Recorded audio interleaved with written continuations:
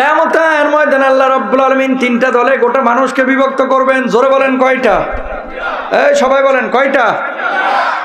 14 দল থাকবে না, 12 দল থাকবে না, 4 দলীয় ঐক্য জোট থাকবে না। কিয়ামতের ময়দানে দল হবে মাত্র 3টা। কয়টা? 1 নম্বর আল্লাহ রাব্বুল আলামিন বলছেন ফাআসহাবুল মাইমানাতি মা আসহাবুল মাইমানা। 2 নম্বর ওয়া আসহাবুল মাশআমাতি মা আসহাবুল মাশআমা। 3 নম্বর আল্লাহ রাব্বুল আলামিন বলছেন ওয়াস-সাবিকুনাস সাবিকুনা উলাইকাল মুকাররাবুন।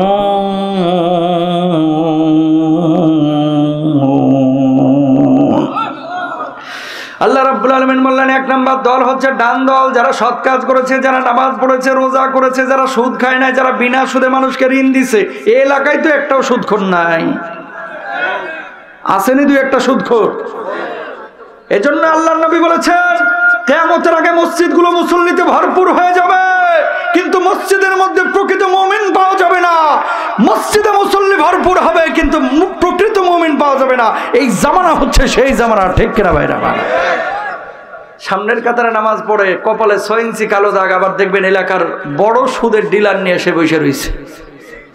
কথা কন না কেন? সামনের কাতারে নামাজ পড়ে বউকে পর্দা করায় না, সামনের কাতারে নামাজ পড়ে ছেলে মেয়ে অনার্স পাসটা শেষ করেছে, আবার ঘুষের টাকা নিয়ে ঘুরতেছে 18 লাখ। যে কোনো ওয়েতে একটা পিয়নের চাকরি হলেও সরকারি চাকরি চাই, এরকম লোক আছে না নাই? নামাজও পড়তেছে, রোজা করতেছে, হজ করতেছে, আবার ওইদিকে হারামের সাথে সরাসরি সম্পৃক্ত হয়ে গেছে। কেমন মুসলমান আপনি? ডানপন্থী মুসলমান আপনারা হইতে হবে। যা কিছু আল্লাহ রাব্বুল আলামিন কোরআনুল কারীমে হালাল করেছে সেগুলো বাস্তবায়ন করতে হবে, যা কিছু হারাম করেছে সেগুলোকে ত্যাগ করতে হবে, বর্জন করতে হবে, ঠিক কিনা? তাদের ব্যাপারে আল্লাহ রাব্বুল আলামিন বলছেন ইল্লাল্লাযীনা আমানু ওয়া আমিলুস সলিহাতি ওয়া তাওয়াসাউ বিল হাক্কি ওয়া তাওয়াসাউ বিস সবর। বলুন আল্লাহু আকবার। ঈমান আনার পরে যে মানুষগুলো সৎ কাজ করেছে, যে মানুষগুলো ভালো কাজ করেছে, যে মানুষগুলো আল্লাহ রাব্বুল আলামিনের দ্বীনের পথে মানুষগুলোকে আহ্বান করেছে, যে মানুষগুলো সুখে শুকরিয়া আদায় করেছে, দুঃখে সবর অবলম্বন করেছে, আল্লাহ রাব্বুল আলামিন কিয়ামতের ময়দানে মানুষগুলোকে বলবে আয় বান্দা আয়। ওই যে দরজাগুলো দেখতে পাচ্ছি সেই দরজাগুলো কিসের দরজা? মানুষগুলো তখন বলবে আল্লাহ, এই দরজাগুলো তো জান্নাতের দরজা। আল্লাহ রাব্বুল আলামিন তখন বলবে মানুষ, ও গোলাম, আমার বান্দা, এই জান্নাতের মধ্যে কি যাইতে তোর মন চাই? মানুষগুলো তখন বলবে আল্লাহ, জান্নাতের মধ্যে তো যাইতে মন চাই। আল্লাহ রাব্বুল আলামিন তখন বলবে যা যা যা, জান্নাতের যে দরজা দিয়ে খুশি সেই দরজা দিয়ে আল্লাহ রাব্বুল আলামিনের জান্নাতে চলে যাব। সুবহানাল্লাহ। তাহলে 1 নম্বর হচ্ছে ডান দল। কারা? যারা সৎ কাজ করেছে, যারা ঈমান এনেছে, যারা আল্লাহর জমিনে আল্লাহর কোরআনের বিধানকে কায়েম করার জন্য চেষ্টা চালিয়েছে, ঠিক কিনা? এমন কিছু মুসলমান পাবেন এলাকার মধ্যে নামাজ পড়তে রাজি আছে, হজ করতে রাজি আছে, যাকাত দিতেও মাঝে মাঝে রাজি আছে, ইতিকাফ করতে রাজি আছে, কিন্তু সুইডেনে কোরআনে আগুন দিলে রাজপথে একটু প্রতিবাদ করতে পারে না। কথা বলেন না কেন? নামাজ পড়তে রাজি, হজ করতে রাজি, যাকাত দিতে রাজি, কিন্তু আমার আল্লাহকে, আমার নবীকে কটাক্ষ করলে, আমার কোরআনের বিধানের বিপক্ষে কেউ অবস্থান নিলে তার সামনে প্রতিবাদ আন্দোলন করার মতো এতটুকু সংকল্প তোমার না থাকলে আল্লাহর কসম তোমার ঈমানের মধ্যে ত্রুটি আছে, ঠিক কিনা? তার মানে কি? সেটা মুনাফিক। সেটা কি? বুঝছেন তো কথা? সে কি? মুনাফিক। প্রিয় ভাইরা আমার, এই জন্য 3টা দলের মধ্যে আপনি যদি অন্তর্ভুক্ত হতে চান, 2টা দল আপনি বেছে নেবেন। 1 নম্বর হচ্ছে ডান দল, যারা নামাজ পড়ে, যারা রোজা করে, যারা হজ করে, যাকাত দেয়, আল্লাহর জমিনে আল্লাহর কোরআনের বিধান কায়েম করার জন্য যারা চেষ্টা করে। আর 2 নম্বর দল হচ্ছে ওয়াসহাবুল মাশআমাতি মা আসহাবুল মাশআমা, বাম দল। এই মানুষগুলো আল্লাহরে বিশ্বাস করে নাই, নবীরে বিশ্বাস করে নাই, কোরআনরে বিশ্বাস করে নাই, কুফরি আকীদা লালন করেছে, শিরকি আকীদা লালন করেছে। এই মানুষগুলো মুখে কখনো কখনো দাবি করেছে মুসলমান, কিন্তু আল্লাহর সব বিধানগুলোকে বাস্তবায়ন করে নাই। দাবি করতো মুসলমান, কিন্তু অন্তর অন্তরে ছিল কুফরি কাফের। দাবি করতো মুসলমান, কিন্তু ছিল মুশরিক। আল্লাহ রাব্বুল আলামিন এই মানুষগুলোকে বিনা হিসেবে কিয়ামতের ময়দানে জাহান্নামে নিক্ষেপ করবেন। বলুন নাউযুবিল্লাহ। ট্রান্সজেন্ডার ইস্যুটা নিয়ে যারা বলে যে মনে মনে পুরুষ, কেউ যদি মনে করে যে আমি নারী তাহলে সে নারী, কোন নারী যদি মনে মনে দাবি করে যে আমি পুরুষ তাহলে সে পুরুষ, এটা পশ্চিমা বিশ্বের হাইওয়ানগুলো, কুকুরগুলো, নাস্তিক মুরতাদগুলো বলতে পারে। বাংলার জমিনের কোন মুসলমান এই আকীদা বিশ্বাস লালন করতে পারে না, ঠিক কিনা? অনেকে বুঝে না, এরা হচ্ছে এই বামপন্থী দল। বামপন্থী কারা? যারা বাম দিকে অবস্থান নেবে, কিয়ামতের ময়দানে আল্লাহ রাব্বুল আলামিন এদেরকে বিনা হিসেবে জাহান্নামের মধ্যে নিক্ষেপ করবে। আপনাকে একটা বিষয় বুঝতে হবে, এক হচ্ছে কোরআনের বিধান মানে আল্লাহর বিধান, আর একটা হচ্ছে মানুষের বিধান। জীবন যদি চলে যায় চলে যাক, তারপরে কোরআনের বিধানকে নেগলেক্ট করে আমি মানুষের বিধান মেনে নিতে পারি না। সবাই একমত তো? সবাই একমত তো? কি আকীদা ওদের? ওদের আকীদা হচ্ছে একটা ছেলে যখন অপ্রাপ্তবয়স্ক থাকে তার কোনো লিঙ্গ থাকে না, ছেলে হোক বা মেয়ে হোক, ছেলে এবং মেয়ে বলা যাবে না। তাহলে কখন সে তার লিঙ্গটা হবে, মানে নারী এবং পুরুষ হবে কখন? পশ্চিমা বিশ্বের এরা বলে যে যখন ছেলেটা এবং মেয়েটা বড় হয়ে যাবে, প্রাপ্তবয়স্ক হওয়ার পরে মনে মনে সে যদি দাবি করে যে আমি নারী, তাহলে সে নারী, মানে ছেলে হওয়ার পরও। আর কোন নারী যদি বলে যে না মনে মনে আমি পুরুষ, তাহলে সে পুরুষ। অথচ কোরআনুল কারিমে আল্লাহ তাআলা কি বলছে খেয়াল করেন, মারাত্মক কথা। রব্বুল আলামিন বলছেন ইয়াহাবু লিমান ইয়াশাউ ইনাসা ওয়া ইয়াহাবু লিমান ইয়াশাউ যুকুর।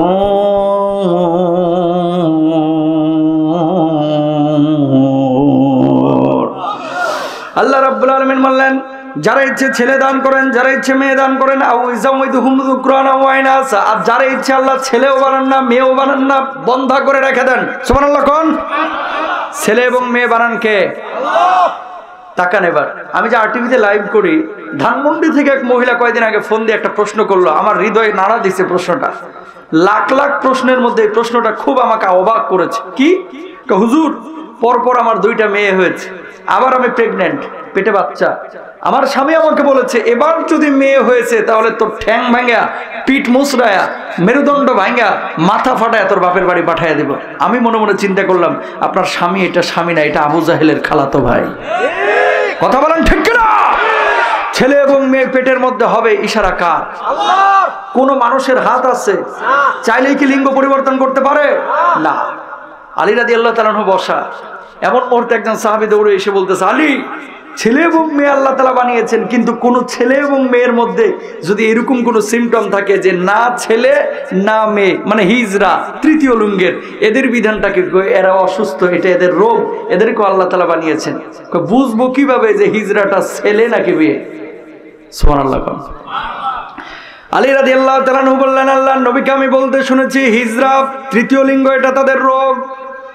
যখন কোনো হিজড়া তোমাদের সমাজের মধ্যে আসবে, তার লজ্জায় স্থান সে নিজে দেখবে যে নারীর মতো অঙ্গ দিয়ে সে পেশাব করে নাকি পুরুষের মতো অঙ্গ দিয়ে পেশাব করে।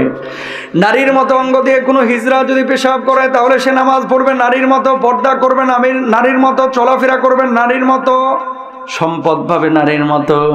আর পুরুষের মতো অঙ্গ দিয়ে যদি পেশাব করে, ওই নারী, ওই পুরুষ, ওই হিজড়া হুকুমে হয়ে যাবে পুরুষের।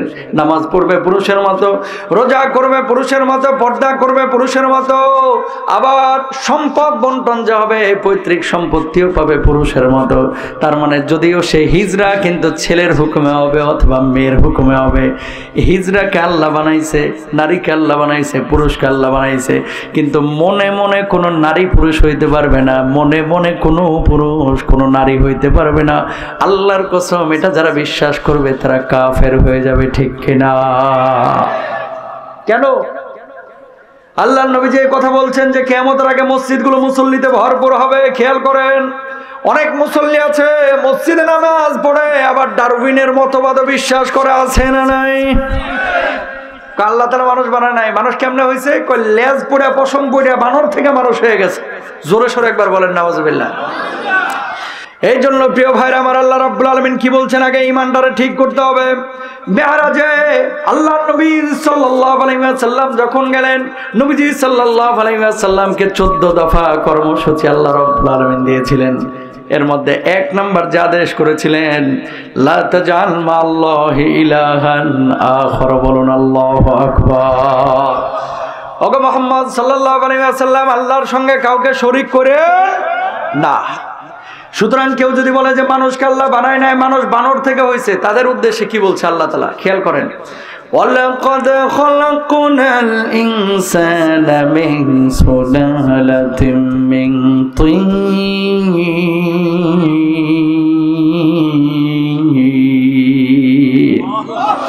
আল্লাহ রাব্বুল আলামিন বলছেন আমি মানুষকে মাটি থেকে মাটির উপাদান দিয়ে বানিয়েছি। অন্য আয়াতে আল্লাহ বলছেন আমি মানুষকে শুকনো ঠনঠনে মাটি দিয়ে বানাইছি। সুবহানাল্লাহ বলেন। কেমনে বানাইছে আল্লাহ রাব্বুল আলামিন? সুম্মা খালাকনান নুতফাতা আলাকাতান ফাখালাকনাল আলাকাতা মুদগাতান ফাখালাকনাল মুদগাতা ইযামান ফাকাসাউনাল ইযামা লাহমা।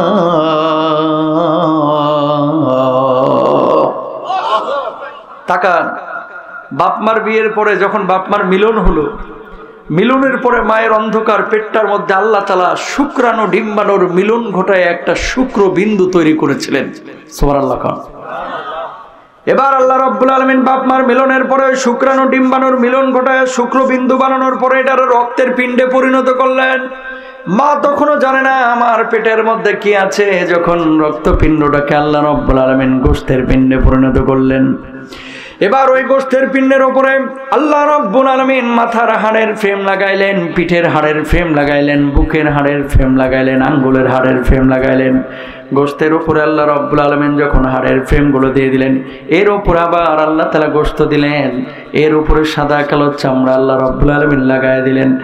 ওই সাদা কালো চামড়া লাগানোর পরে আল্লাহ রাব্বুল আলামিন ফেরেশতাদেরকে বললেন, ফেরেশতারা রে এখন রেডি হ, আমি আল্লাহ রাব্বুল আলামিন ওই মায়ের পেটের মধ্যে যে সন্তান দিয়েছি তার ভিতরে রূহটারে ফুৎকার করব।